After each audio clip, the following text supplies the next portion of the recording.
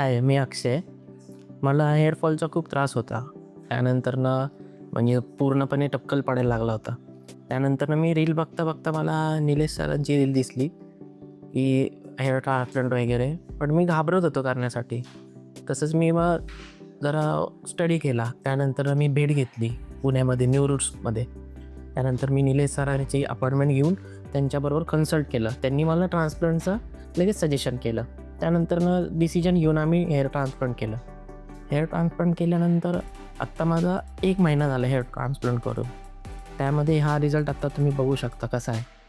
आणि त्यामध्ये काही त्रास झालेला नाही आहे. आत्ता मला 1 महिना झाला. मी केसांना हात वगैरे लावू शकतो. त्यामुळे काही प्रॉब्लेम नाही. हेअर ट्रान्सप्लांटला घाबरू नका. बिनधास्त कन्सल्ट करून तुम्ही हेअर ट्रान्सप्लांट करू शकता. थँक्यू.